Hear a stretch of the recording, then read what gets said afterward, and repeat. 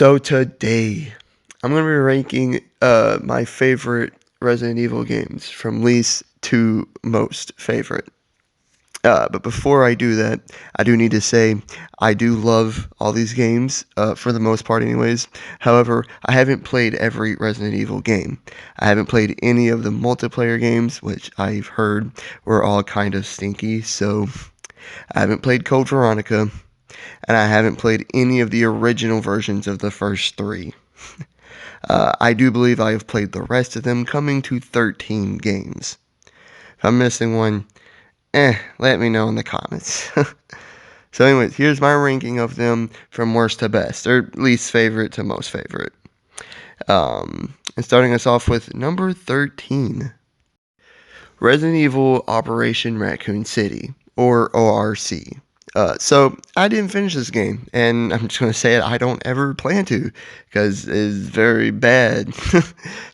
I rented this game like 10 years ago or more, before I was even like a big fan of the franchise, and I have very little memory of it. I think the premise of this game is that you were a part of an umbrella operation unit, and you were going into Raccoon City to destroy any and all evidence that Umbrella was behind the Raccoon City incident. I don't know for sure. I don't remember. I don't care to remember. I think Mr. X and or Nemesis was in it. I have a memory of fighting Nemesis in it, but I see Mr. X on the screen there, so I don't know. I'm assuming both are in it. I didn't care enough to finish it, and I will never care enough to go back and finish it. So, moving on to the next game, Resident Evil 6. Whew, oh boy. Comparing RE6 to RE5 is like comparing Phase 4 of the MCU to Phase 3. Okay, there's some cool things in it, but for the most part, it's kind of doo-doo. Its biggest problem was that the developers or whatever, like Panic or something, they just killed off the franchise's greatest villain in Resident Evil 5 and didn't know how to move forward. So they just created an Avengers All-Star lineup with returning characters like Leon Kennedy, Chris Redfield, Sherry Birkin, and Ada Wong, and with new characters like Helena Pierce, Jake Mueller, and Piers, and just shoved them into 4 overlapping stories.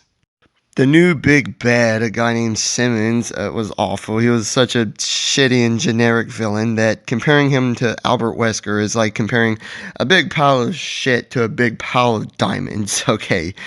Jake Mueller's existence is a problem for me, as we know nothing of his backstory, and I have questions. Who's his mom? Does he have a mom? Was he created in a lab? When was he born or created? Did Wesker have plans for him? Did Wesker even know about him? The reason we don't know any of these answers is probably because the developers, creators, whatever, just needed a cure to the C virus and had no plans of bringing him back, like, ever. That's dumb. That's bad storytelling. There was a couple good things in it, like you could actually sprint, like dead on sprint, not this half measly ass jog or whatever that Resident Evil was known for. Um, Piers was a good, likable character that they brought in. He was the best out of the new ones, and it's a shame that he was killed off just to further Chris's character development even more. Like we need that.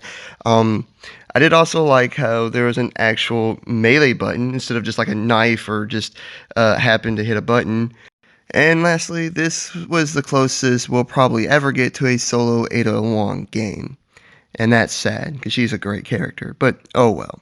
Overall, just big doo-doos. This is what this game is. It's just a mess, and they should have thought of something else or something. I don't know. Moving on. Number 11 is Resident Evil Revelations. This might come as a surprise, but I'm just not a big fan of this game. And that's just because I don't remember much about it. I mean, I remember when I was playing it, thinking that it was leagues better than the first 2 games on this list, but I don't remember why. All I do remember is you play as Chris and maybe Jill and Rebecca and Barry. I'm not sure about them 3. And then there's these 2 other guys that you never see again after this game, and I don't remember them either. I know those lizard monster things were in it. That's just all. It's just not that memorable. Oh, I also remember that there's a part where you play as Chris and he like falls off a cliff and busts up his knee and you have to sit on your butt and shoot zombie dogs or whatever. But that's it. It's not that memorable. Number 10 is Resident Evil Zero. This wasn't a bad game. I'm not saying it's a bad game. I just don't have much to say about it, good or bad. You know, it was just very meh. It does have one of the best playable characters in Rebecca Chambers, as well as side characters in that guy. I don't remember his name, but he's muscly and has a cool tattoo on his arm. So he was pretty cool. I just don't remember his name. It's a shame Rebecca wasn't a reoccurring character in the franchise, but hey, I mean, she will be in the Resident Evil Death Island coming out in July. So I mean, that's pretty cool. This game isn't bad. It's just very average and kind of unnecessary in the overall story. I guess to be fair, a lot of Resident Evil games fall into that category, but still, overall, it's just meh. Not bad, just very meh, average. Not, it wasn't as good as the first Resident Evil game that came before it. So it was just very, a little disappointing, but not bad. Resident Evil 2, Resident Evil Revelations 2, my bad. I enjoyed this game. I've played through it a couple of times. Much more memorable than the first. Playing as Claire and Barry will always be a plus for me. The villain was kind of weak, and Alex and Albert Wesker's twin sister, Alex Wesker, but not an awful villain by any means. I like the 6 months gap in time between Claire and Barry's story. It was like, a nice twist, a good, right? I liked having my own personal walking storage unit if I was playing solo. However, if you were to play co-op, one of you will have to play as Mora or the little girl. I don't remember her name. And they don't carry guns. Okay, one carries a crowbar and a flashlight. The other one can see through walls, kind of, and carries a brick. Okay, it made for interesting gameplay, but it normally meant someone was having more fun than the other, which is a downside. We don't want that. Basically, one player was a badass while the other was a support character. And that's not that fun. Interesting gameplay, but not like good, or not fun overall for everyone.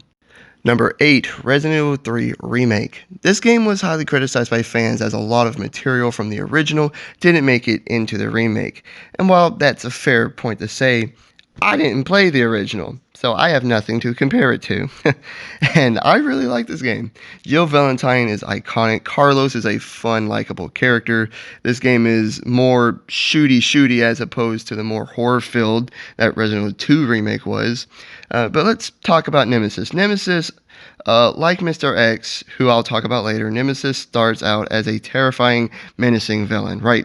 But unlike Mr. X, Nemesis becomes less scary as the game progresses. Actually, the first half of the game, or so, first third half of the game, is the best part for me. Like, up until Nemesis transforms for the first time, the game is great with a scary villain, right? But after that point, I don't know, the game just becomes less enjoyable to play. And for me, after Nemesis transformed that first time into when he's on down on all fours, it is not as fun anymore. I don't know why. It's not as scary. Um, it does pick up a little bit when you play as Carlos, but then it doesn't last. And it's a good game, but the second half of it has problems. A lot of Resident Evil games kind of fall into that.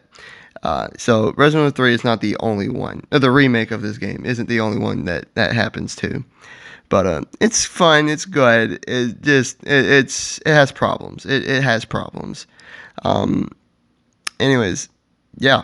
Moving on to number 7, Resident Evil Village.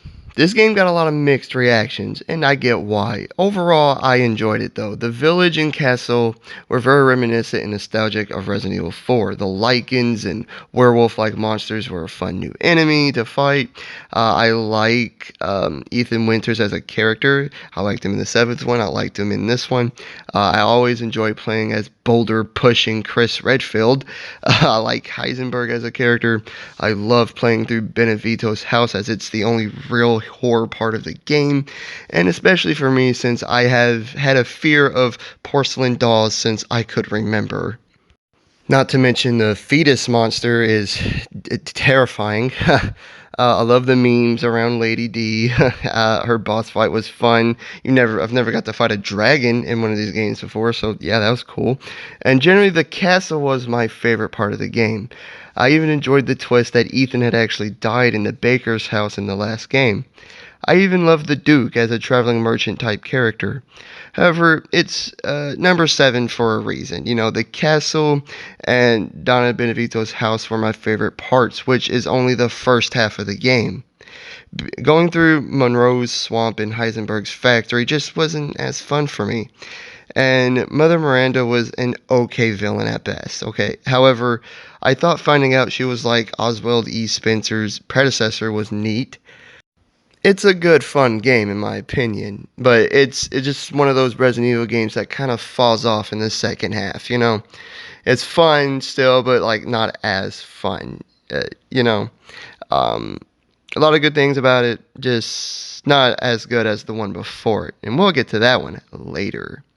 Now, number 6, Resident Evil 5. I love this game. I love this game. This was the very first Resident Evil game that I had ever played. I've played through it several times by myself and or with a friend, and it's just nostalgic to me. I love this game. I can go back and play this game and I'll feel like a child again. It was so fun. This was the first Resident Evil game that allowed co-op, which is the main reason why it's the highest selling Resident Evil game of all time, at least at the moment. Chris and Jill are always great. Sheva was a cool new character. There's a lot of real fun boss fights. Not to mention, it was the epic ending to the greatest Resident Evil villain, Albert Wesker, and seeing the end of his and Chris Redfield's rivalry. It was epic. However, even I know it wasn't perfect, unfortunately. When I was a kid, I thought it was perfect. Now, as an adult, I definitely know it was not perfect. Firstly, something I haven't mentioned yet was some of the other Resident Evil games. I hate the idea of needing to upgrade your weapons. Buying weapons and gear is fine, finding weapon parts is fine, but using whatever the currency is to upgrade your guns, in my opinion, is a dumb game mechanic. The regular enemy fodder shouldn't be getting stronger. At least for this franchise, in my opinion. The idea of having infinite ammo, I think, is dumb. It takes away a lot of the challenge of the game, even if you are on one of the harder difficulties. Secondly, the game is just way longer than what it needs to be. Like, you can literally cut the game in half and have the exact same story. Thirdly, it's copy and paste from Resident Evil 4 too much, you know, in terms of combat, melee combat, and whatnot. And lastly, quick time events and cutscenes are a no-no. Should not happen. They're fine in like gameplay, but not in cutscenes. They're nothing more than a distraction, and I can't even pay attention to what's actually going on in the cutscene. However, this game is great. Love it. It's why it is number 6 on my list. It's past the halfway point. It's not perfect, but I love it, and it's nostalgic to me. I love you. Number 5, Resident Evil 4. This might cause an uproar from you guys, as this game is regarded as one of, if not the best Resident Evil game ever, and it's nostalgic for a lot of you guys, but I didn't grow up with this game, so it's not nostalgic to me like Resident Evil 5 is. However, I do think it is better than Resident Evil 5. I've played through it once, and I enjoyed it very much so. This is when the franchise truly turned away from horrors and mostly shooter, and I loved it. This game did it right. There was some melee combat incorporated into it. It was fun. Leon will always be a great character to play as. There were iconic fight scenes, whether it was with Jack Krauser, the big fish monster in the lake, or any of the boss fights, really. They were really fun. Albert Wesker and Ada Wong's cameos were great, and Wesker specifically was a great way to set up for the next game. I like the traveling merchant idea, and his lines that he says are just fun to listen to. They're iconic. My biggest problem was Ashley. I understand developers wanted to make the gameplay more difficult for you, right? That's fine. That's fine. But oh my God, get the up when there's bad guys surrounding us. Why are you crouching? We need to run. Stop. Oh my god, she got on my nerves to the point I purposely called her by other names like Sherry or Alice or I think even Serena once. Oh my god, Ashley bothered me so bad. I wanted to just put her in a dumpster and leave her. I hate her so much, but I did enjoy playing as her during the only real horror part of the game. That was fun. That was fine. I just hated dealing with her when I was playing as Leon. My favorite parts of the game was when she wasn't around. That might be bad morally, but yeah. Anyways, it's a very fun game. Number next, whatever, 4, yeah, Resident Evil Remake. So this was the first Resident Evil game I ever played with set camera angles. And me, as a lover for the third person point of view, I thought I would hate this. Absolutely. But I actually loved it. It made the game much scarier, in my opinion, and it was a lot more fun than I thought. You know, the third person point of view is the best for Resident Evil, in my opinion. However, I wouldn't mind a future Resident Evil game with set camera angles. It was a lot of fun. I liked it better than the first person point of view. I was very surprised by how fun it was. This game, in general, was just real fun. There was a lot of fun and challenging puzzles, fun bosses and enemies, good horror. And while I figured out why Chris and Joe hated Wesker so badly a long time ago, I'm glad I actually got to see it for myself. The one bad thing about this game is that there wasn't always a clear indication on what to do next. At least that I could tell. I could just be real dumb, but a lot of times me and my sister would just have to Google what to do next, and that to me is not a good, very good, you know. Spent too much time on Google and watching gameplays and reading articles about what to do next or whatever. And I hate not knowing what to do. I'll just be roaming around aimlessly around the mansion forever, it seemed like. Um, anyways, I had a lot of fun though. Uh, I think there should be a better indication on what to do next. But overall, it was an awesome game and experience. Again, I'm serious. The set camera angles was a lot of fun. Number 3, Resident Evil 7. This game single handedly saved the franchise after the disaster that was Resident Evil 6. It went back to the roots of Resident Evil, back to what made Resident Evil games awesome: horror. Playing as a new character, Ethan Winters, trying to find his wife. He's been missing for 3 years. He's led to a large, decrepit house in Louisiana. The start of the game is the best part, as there's a chainsaw massacre feel to it. As you sneak around this big house, bigger than it looks, around the molded Baker family, and try to escape. It's very great. It's so great. This game perfectly balanced horror and shooter for me. Chris Redfield's cameo at the end was very appreciated, despite him looking completely different. They changed his whole character design. It's still fun to see him. Lucas was one of the best villains in the whole franchise. There was fun puzzles, fun boss fights as always, and the DLCs for this game is the best out of any other Resident Evil game in my opinion. I haven't talked at all about DLCs for the other games, but this game fucking, excuse my language, but that was awesome. The DLC was so fun. All 4 of them, really really fun. And despite it being in first person, this game was better for it than Village was, due to just because of the horror. But this game, like some others, suffers in that the first half is great and fun, while the second half isn't as much. However, unlike Village and Resident Evil 3 Remake, this game doesn't just deals with it better. It doesn't suffers from it as much. The main reason the second half isn't as fun is because playing as Mia isn't fun. Mia is an annoying character in this game. She's better in Village, but she's just annoying in this one. Um, and then there was the crucial decision that would save her and Mia's life at the end of the game. On its own, the decision's fine, but then it doesn't like play a role in Village. No matter what, she's alive in Village. So what's the point of the decision if Mia doesn't die? If it's just like a set decision that she's gonna live, why even have the decision in the first place, right? Because Zoe is a better character than Mia in this game, and almost every time I want to choose Zoe, but then she just dies, and then Mia dies at the end. You're like, okay, and then she's there in Village, and you're like, what? It doesn't make sense, but overall, this game is awesome. It's a lot of fun, and it did save the franchise. Kudos to it. It's a lot of fun. Number two, Resident Evil 4 Remake. For a game that almost didn't happen, this game is amazing. The original was great, but this is just awesome. I haven't completed my first my first playthrough yet, but I think I've played enough of it to put it here. They literally took the original game and expanded it on it without losing what made the original so fun and great.